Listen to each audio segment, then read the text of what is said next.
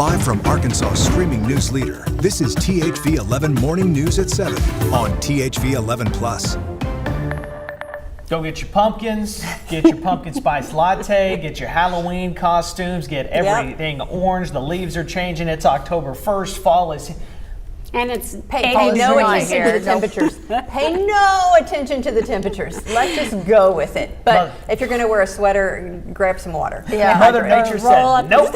All of the fall things are happening. All of the fall things are happening, except the weather isn't cooperating. But at least it's good weather. And Hillcrest Harvest Fest is this weekend. That is Saturday. Yes. Yeah. I'm going to be out there in swim trunks. Wow. So a lot of fall activities, but football season, all the fall season. But it just doesn't feel like except for the weather. And it's like football in Florida. That's what it's like. There you go. I swear. How is traffic this morning, Ashley? Every time I see Hottober, I think of Nelly. It's getting hot in here. Yeah, I know. Three E's in here. Yeah, in her. H-E-E-R-E. Yes.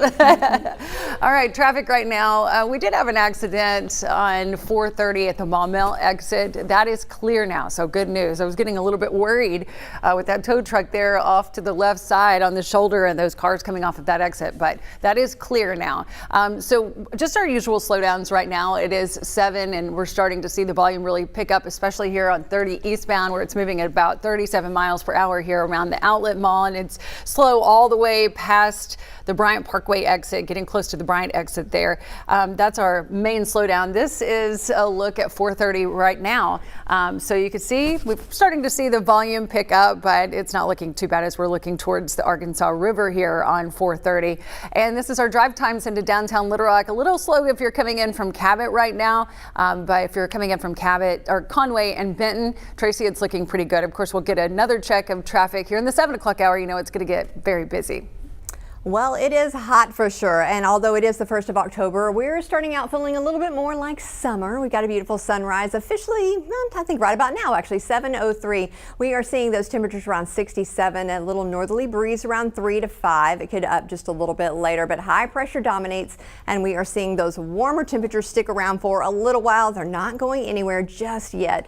67 in the capital city, a few 50s here and there, but not many of them at all. We are looking for that high today around 89, believe it or not. Yes, the 1st of October. And we're going to start to see some 90s off to the east and to the south. And Texarkana going for extra credit there with 92. Sunny and warm, humidity's lower, and this is where we should be, but we are not, unfortunately. But we're going to get there. We're going to start to see a bit of a transition this month. And certainly as we're heading more towards mid-October, we're going to start to feel those more fall vibes out there. You might even need a jacket. But until then, hang them up. You won't need them for at least a week or two, but we'll talk more about these cooler temperatures coming up in my forecast. Breaking overnight, the federal government is officially on shutdown for the first time in nearly 7 years. Tens of thousands of federal workers will be told to stay home today, furloughed without pay, after Congress failed to strike a funding deal before the midnight deadline. Republicans pushing to extend current funding through mid-November, but Democrats blocked it, demanding protections for the Affordable Care Act and Medicaid. President Trump is now threatening deep cuts and layoffs, blaming Democrats for the standoff. He weighed in before the vote Tuesday afternoon. We'd be laying off a lot of people that are going to be very affected, and the Democrats, they're going to be Democrats. We can get rid of a lot of things that we didn't want, and they'd be Democrat things. While Medicare, Medicaid, and Social Security benefits remain in place, delays are expected. Agencies like the FDA, USDA, and CDC will keep operating at a reduced level, and essential workers, including the military, TSA, and air traffic controllers, will still report for duty, but without pay. And while federal workers face furloughs, members of Congress and the president will still get paid. The last shutdown in 2018 dragged on for more than a month.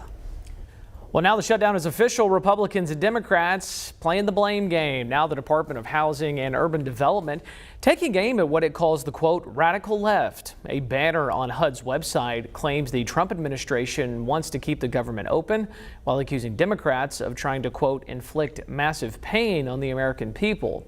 So far this morning, no other cabinet agency has posted a message like this. Also, Governor Sarah Huckabee Sanders outlining the protocol her administration put in place following the shutdown. She says her cabinet is working with the two agencies that manage payroll and human services to decide which programs to suspend and which employees to furlough. We spoke with Scott Harden, spokesperson for the Department of Finance, about where the impact will be felt first. Immediately, we don't see anything, any real significant impact on the state level because the shutdown allows for programs that affect or service public health and safety to continue.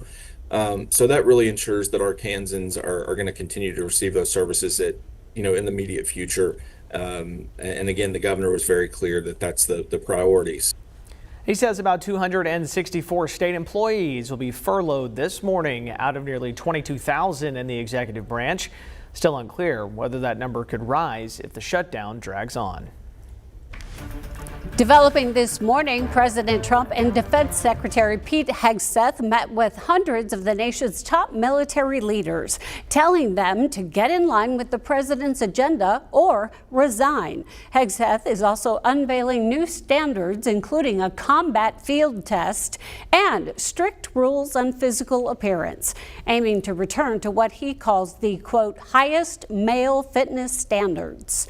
He said it's not meant to exclude women, though he acknowledges it could have that effect.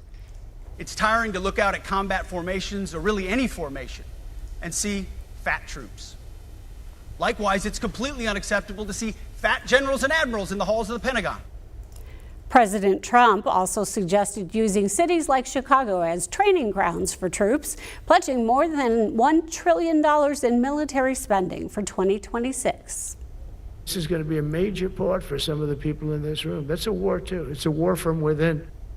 Democrats, including Illinois Senator and military veteran Tammy Duckworth, strongly opposed the proposals, calling them illegal. CBS polling shows most Americans do oppose deploying National Guard troops to cities in America.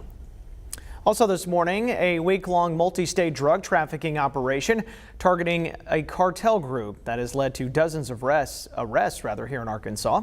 One of the 47 arrests made this week by the DEA's New Orleans division, 27 here in the state, including 16 in Little Rock, 7 in Fort Smith, and 2 in Fayetteville.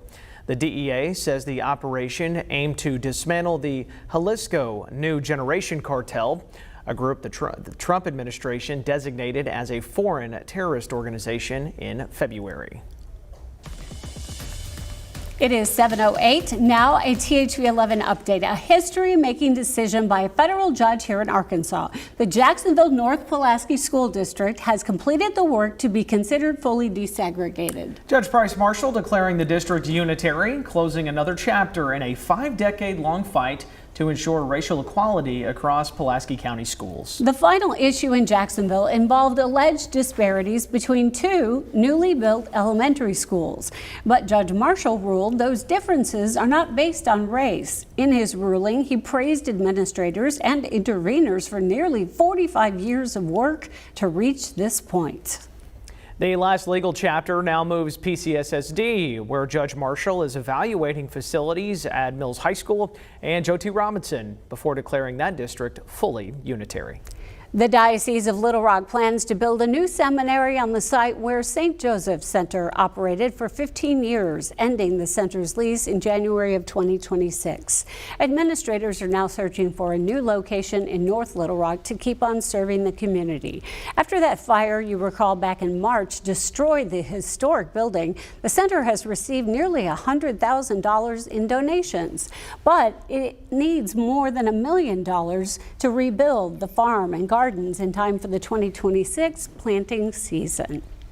Let's get you caught up on traffic now with a check-in with Ashley King. Yeah, it's starting to get busy on our roads around central Arkansas this morning. We have our usual slowdowns, and we also had some debris on the road just a few minutes ago, and it's causing some backups. I'll tell you where that is. But first, let's look at how slow it's moving right now on 30 eastbound. And you can see around the Outlet Mall about 30 miles per hour, back around Alexander, getting close to the Bryant Parkway exit, 21 miles per hour. So a little bit slow there coming in from Saline County. And here's where we we had some debris on the road a few minutes ago. This is the North Terminal interchange, moving at about 25 miles per hour right before you get there to the interchange. And the debris was actually on the roadway there after, just west of that when you get onto I-30. I'll show you exactly what I'm talking about. You can get a shot of this. So now there's a vehicle off to the left-hand side. The debris was removed, but I don't know if an accident happened in the meantime or what, but we're going to find out here in just a few minutes, and I'll update you on that. Our drive times into downtown Little Rock looking pretty good, maybe a little bit slow in some places, but all of that and more coming up. Tracy. All right. Well, we are talking all about temperatures. That is absolutely the weather story of the week, maybe for the next 2 weeks. We're still seeing those above average temperatures, 89 for a high today. Yes, on the 1st of October. We will start to see temperatures going down just a little bit, but not much. 87 for the next couple of days. An isolated shower certainly possible. So when we talk about Arkansas seasons, all of these are official seasons, but you know, we got into actual fall. We were hopeful, but just playing, it's still summertime out there. It is certainly feeling like it anyway. We are going to continue to see as we're heading into the second week of October these above average temperatures, but keep in mind that average could be in the upper 70s, so just talking maybe a couple of degrees above that. So it will start to feel a little bit better, but we do have a front coming in next week around October 7th through the 9th. But how far will this front go? Well, I know we're going to cool off a little bit, but will we get this nice cooler air and maybe some of those mornings? Well, we'll talk more about that in my forecast coming up.